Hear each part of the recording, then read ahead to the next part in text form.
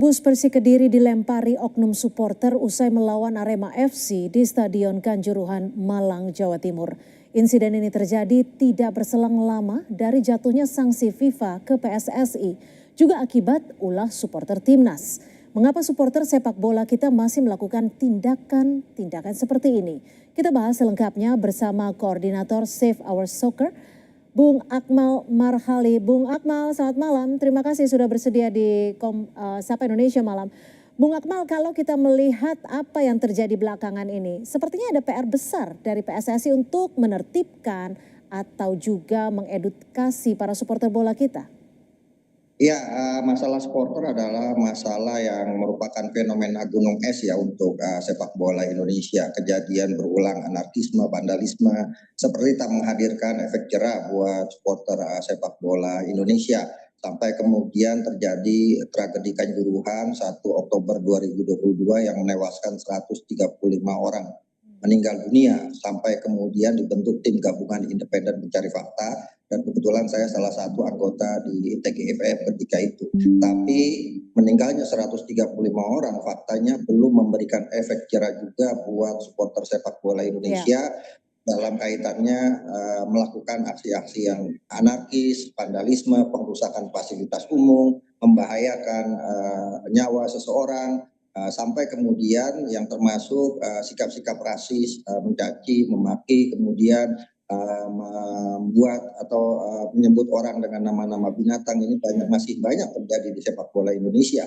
Artinya apa? Artinya PR ini belum terselesaikan, walaupun PSSI dalam 2 tahun terakhir melarang terjadinya supporter away atau supporter tandang ketika pertandingan sepak bola.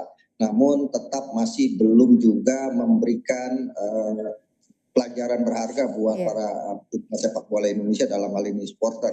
Satu hal yang saya garis bawahi adalah bahwa sosialisasi terhadap regulasi ini penting. Kemudian edukasi dan memperkaya literasi supporter sepak bola Indonesia ini penting.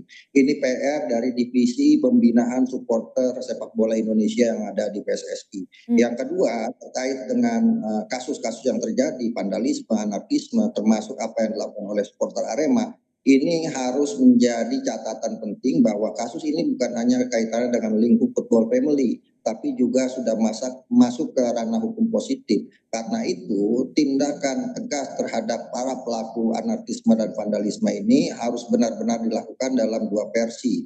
Yang pertama, versi dalam kaitannya hukum pidana KUHP yang diberlakukan di sini, karena ini bisa dijerat pasal berlapis ya. Ada pasal 170 tentang pengerusakan, ada pasal 155, 156, ada pasal 335 soal intimidasi, itu bisa dimasukkan di sana dan kemudian harusnya dipublikasikan agar kemudian menjadi pembelajaran bagi supporter lain yang punya niatan yang sama. Yang kedua, hukuman dalam lingkup football family. Saya pikir hukuman Arema ketika terjadi korban 135 orang di tragedi Kanjuruhan 1 Oktober 2022 ini terlalu ringan. Hukuman 1 tahun dilarang bermain di markas sendiri Stadion Kanjuruhan plus denda 500 juta. Saya pikir dalam kode disiplin PSSI itu ada penjelasan bahwa apabila terjadi perilaku yang berulang maka hukumannya akan berlapis, dan ini yang harus dilakukan oleh PSSI dalam lingkup football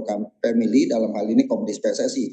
Kenapa? Nah, Arema ini bukan hal yang pertama terjadi. Saya mencatat sudah 6 kejadian serupa yang terjadi yang melibatkan Aremania atau supporter Artinya Anda Arema. ingin menyebutkan bahwa hukuman ataupun sanksi yang diterapkan selama ini tidak cukup kuat ataupun tidak cukup tegas sehingga tidak ada efek jerah? Dan tidak cukup tegas.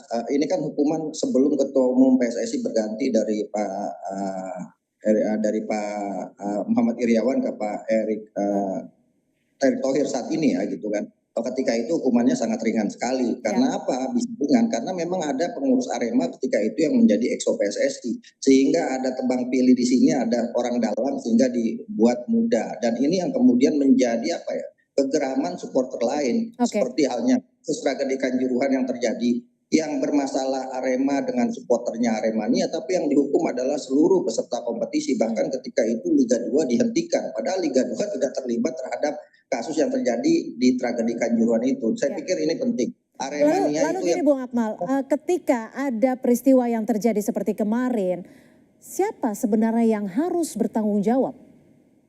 Ya, yang bertanggung jawab yang pertama adalah tentunya mengelola klub, dalam hal ini manajemen Arema. Bagaimana mereka membina supporter mereka, karena sudah ada Undang-Undang Nomor 11 tahun 2022 tentang keolahragaan, di mana di situ diberikan sebuah hak eksklusif. Dalam undang-undang disebutkan supporter punya hak dan kewajiban. Haknya bisa menyaksikan timnya yang bertanding, kewajibannya menjaga ketertiban. Artinya supporter Aremania yang melakukan pelemparan terhadap bus Persik Kediri ini telah melakukan pelanggaran, dalam hal ini sudah melanggar kewajibannya untuk menjaga ketertiban, keamanan. Nah, ini yang harus dihukum dalam lingkup Undang-Undang Nomor 11 tahun 2022. Di PSSI juga punya FIFA Safety and Security Stadium, di mana panitia pelaksana pertandingan diwajibkan untuk bisa menjaga keamanan tim, baik itu tuan rumah maupun tim tamu, dari saat sedang, akan, dan setelah berlangsungnya pertandingan. Apabila ini tidak bisa diberlakukan, maka tuan rumah harusnya mendapatkan sanksi yang berat. Jadi yang pertama menjadi problem adalah, atau yang harus bertanggung jawab adalah manajemen klub tersendiri, di mana di Undang-Undang Nomor 11 juga sudah ditetapkan bahwa sudah waktunya supporter sepak bola Indonesia itu berbadan hukum, sehingga kemudian apabila ada kasus yang terkait vandalisme, anarkisme, atau hal-hal yang merusak sportivitas sepak bola, maka badan hukumnya bisa dikenakan hukum, baik itu hukum football safety maupun hukum pidana. Ya, Bung Akmal, tadi Anda menyebut soal edukasi, tapi di sisi lain sanksi FIFA kemarin juga meminta PSSI membuat rencana untuk melawan bisa dikatakan adanya diskriminasi, dan tentunya ini juga sikap fanatisme yang menjadi kekhawatiran kita semua. Apakah selama ini memang belum ada aturan dasar ataupun blueprint terkait edukasi supporter ini? Ya, sejauh ini baru dalam tahap rencana ya. Saya belum melihat sebuah bukti konkret adanya regulasi supporter. Padahal beberapa kali misalnya saya bersama Sepak Soccer mengusulkan kalau sulit membuat regulasi, fotokopi atau copy paste saja Football Spectator X-nya milik Inggris. Inggris menciptakan Football Spectator X pasca tragedi Heysel dan pasca tragedi Hillsborough yang menewaskan ratusan nyawa manusia.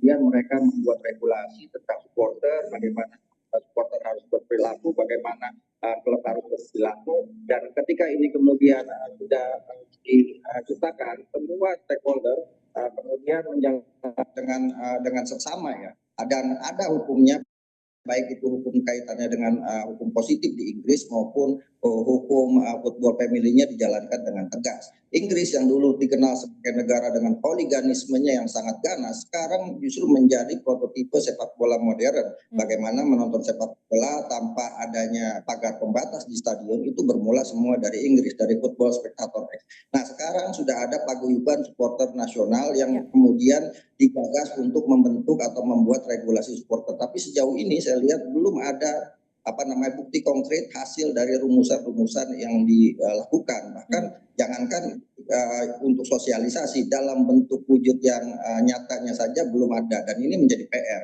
PR ini adalah juga buat PSSI divisi supporter untuk bisa segera mewujudkan regulasi supporter agar setiap orang yang melakukan aksi vandalisme mengatasnamakan supporter diberikan hukuman berat-beratnya, termasuk diantaranya dilarang hadir ke stadion untuk menyaksikan pertandingan. Oke, dan mudah-mudahan ini bisa menjadi catatan kita bersama agar supporter bola di Indonesia itu bisa lebih dewasa dan menyikapinya jadi lebih baik sehingga tidak tercoreng di mata dunia. Terima kasih Bung Akmal Marhali, koordinator dari Save Our Soccer. Terima kasih, selamat malam.